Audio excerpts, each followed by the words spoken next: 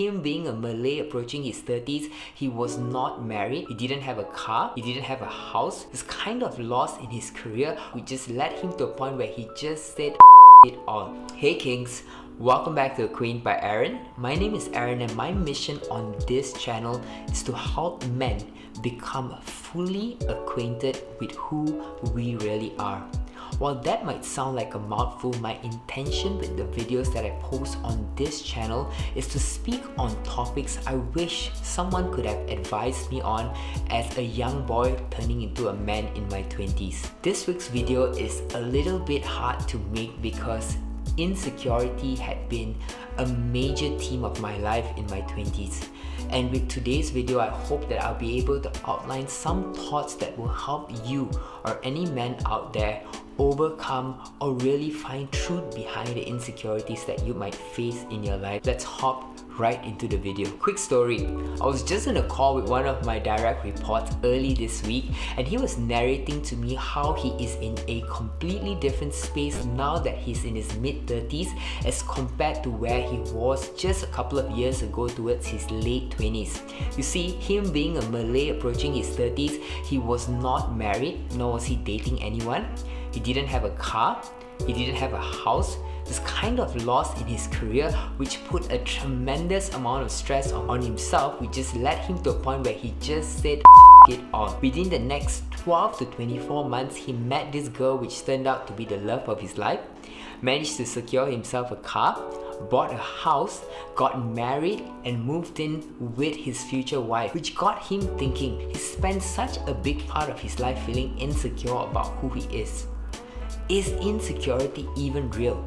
And how are we dealing with it as men? A bit of background about me that you might not know. I grew up in a small town in the capital of Malaysia called Klang. I was morbidly overweight for a major part of my life and my parents got divorced when I was 15.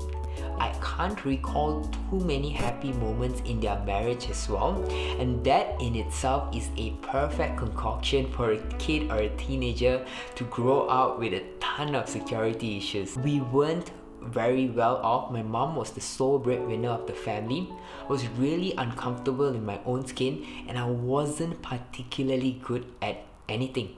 If there was anything I put my hands to or try to embark on, at best I was average.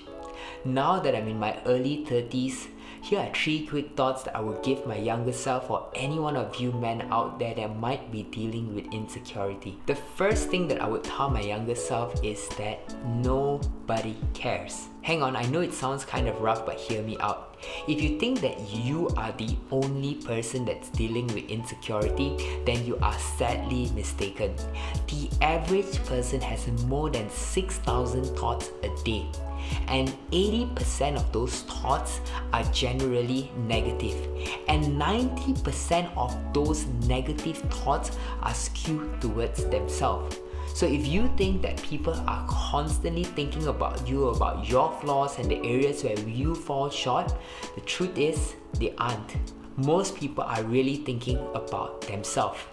When I was a kid growing up, I used to constantly think that everybody was making fun, or every time somebody laughed, they would probably be making fun about how fat I was, how crooked my teeth used to be, and how dark my skin was.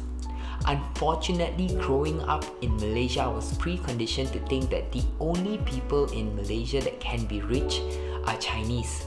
I was so oblivious till the extent that I started using skin whiteners, hoping that if I was fairer, I could somehow become Chinese, and if I was Chinese, then I'd be successful. The truth is, everybody that you meet is dealing with their own insecurity and dealing with their own challenges and their own battles.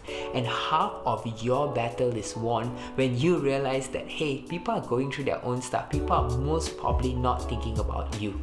And that in itself is a load off your shoulder. But if you think that you have to impress or you have to look a certain way or be a certain person to impress another person, and the truth is, they're not thinking about you. Go ahead, let go, and be your real authentic self. The second thought to help you deal with insecurity is really measuring who are you comparing yourself to.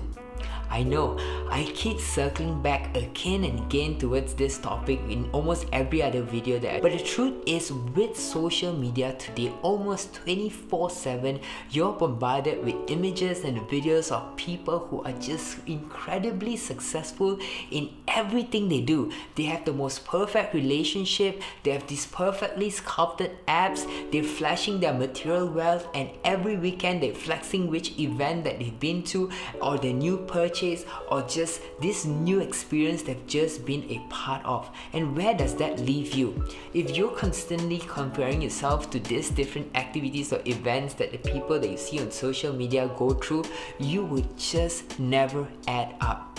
But hang on a minute, being Indian, it gets way worse. Actually, for myself, it's not as bad as the average Indian goes through. If you're Indian, you probably have to grow up in your family and you have to be a doctor, a lawyer, or an engineer to be deemed anywhere near successful. Any other Indians watching this would probably agree, but in my family, it was slightly different. None of us were pressured to become a doctor, engineer, or lawyer, but we were constantly pitted against or compared with our cousins or different people in our family.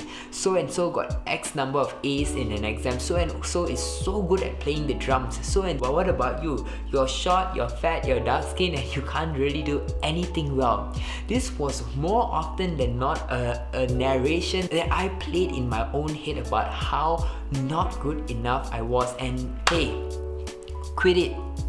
Stop comparing yourself to others. You are made unique to be who you are, and you're on your own journey. The moment you stop comparing yourself to your peers or even the guys or girls that you look at on social media, guess what?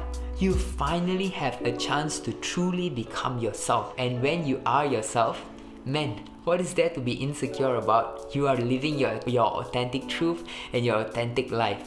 And there you go. Third thought that I would share with anybody dealing with insecurity is get the truth about your insecurity. This is something that I would highly recommend everyone doing. In fact, I just hopped on a call with my mom a couple of weeks back. You see, one of the biggest sources of insecurity for me growing up was the fact that I grew up poor. But now that I'm in a much better place, I started to reflect and think back, when was it that I started understanding or really learning that I am poor? I started talking to my mom because growing up, I knew that every year during Christmas, we would all get multiple sets of new clothes. She even financed a lot of the hobbies that we had. Now that I look back, I think that hey, I actually grew up pretty comfortable. But where did I get this truth that I was poor? I was really looking all the way back, and it's so crazy. Guys, the first moment that I actually thought that I was poor is if you've grown up in Malaysia, like in primary school, there would be these trucks that come and sell these little drinks called Vitagen. And when I was growing up, I used to see the Chinese or the richer kids, they would go and get 8 to 10 packs of these Vitagen drinks. And my mom would only give me money to get 1 pack at best. And to me, it just kind of dawned on me that, oh, okay, it must be because I'm poor, that's why I could only afford to buy 1 pack of Vitagen. This small truth, unfortunately, as a kid, became a subconscious truth that I took into not only my teens, but into my young adulthood, but right up till my late 20s, I constantly had this thought that, hey, I'm poor. But when I was really talking to my mom, she was saying, hey, you're overweight, and the doctor told me that if you don't stop controlling your sugar, you would probably end up with diabetes at a really young age. If you really wanted to buy 10 packs of Vitagen, I could have given you money to buy 10 packs of Vitagen. And that's not why you were poor. I mean, we weren't the richest around, but buying 5 packs of Vitagen wasn't something that was out of our reach. And all of a sudden, that shed a light on the fact whether I was poor, middle class, or rich. Because the truth is, when you really dig into your insecurities, you would realize that, hey, is that really true though? Boom. All of a sudden, man, you would realize that, hey, things aren't as bad as you think. So I hope again that this video leaves you with a bit of value. Just to circle back, if any of you out there are dealing with insecurity, here are 3 quick thoughts on how you can overcome or find an alternative view towards it. Number 1, nobody cares about you. Everybody is dealing with their own insecurities. Stop worrying about what people think about you. Number 2, measure who are you really comparing yourself to. If you can, stop comparing yourself to anyone. If you really need to compare yourself to someone else, compare yourself to people that are less fortunate than you, and what you realize is you have so much more than you think. And number 3, get the truth of the areas where you are insecure in. Is it your looks? Is it your body? Is it your smile? Is it your face? And the truth is, if you really come down to it, you might realize that there might have been an underlying wrong thought all along. Thank you so much for watching this video. Again, I hope that it brought you some value. If you do enjoy the content that I post on this channel, do consider subscribing, and I'll catch you guys in the next one.